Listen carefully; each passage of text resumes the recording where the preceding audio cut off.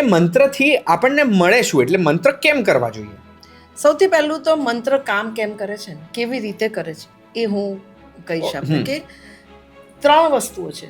સૌથી પહેલું સ્વર. આખું મંત્ર એ સ્વરથી બને છે. સ્વર એટલે શબ્દો.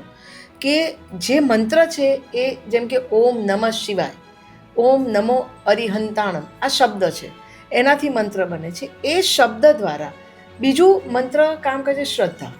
કે તમે જ્યારે શ્રદ્ધા મંત્રમાં નાખો છો ને એ શ્રદ્ધા દ્વારા તમે જે શબ્દ બોલો છો, જે સ્વર બોલો છો, એ સ્વર તમારી આ શ્રદ્ધા દ્વારા ભગવાન સુધી તમારો મેસેજ પહોંચશે એવી શ્રદ્ધા રાખીને તમે જ્યારે મંત્ર બોલો છો ને ત્યારે એ મંત્ર કામ કરવાનું ચાલુ કરે છે. અને પછી સમર્પણ, કે જ્યારે તમને એવું થઈ જાય કે મારા શબ્દ ઈશ્વર સુધી પહોંચી ગયા છે, મને એ શ્રદ્ધા છે કે ઈશ્વર મારું સાંભળે છે, અને જ્યારે તમે સમર્પણ આપી દો છો. ઘણી વખત એવું બી હોય છે કે આપણે કોઈ વસ્તુ માટે કંઈક કર્યું હોય અને એ કામ ના થયું, પણ પછીથી તમને ખબર પડે કે આ જે થયું સારા માટે થયું, કારણ કે એ તમારા કરતાં ઈશ્વરને વધારે ખબર છે કે તમારે શું જોઈએ છે. તો જ્યારે તમે શ્રદ્ધાથી મંત્ર કરો છો અને પછી સમર્પણ આપી દો છો કે ભાઈ હવે મેં મારો મેસેજ તમને પહોંચાડી દીધો છે, હવે તમે મારા યોગ્ય મને વસ્તુ આપજો, એમ કરીને તમે સમર્પણ આપી દો કે ભગવાન મેં આ મંત્ર કર્યો છે, દિલથી કર્યો છે અને હું તમને સમર્પિત છું, ત્યારે મંત્ર એવી રીતે કામ કરે છે કે જે તમે ધાર્યું ના એવા રિઝલ્ટ.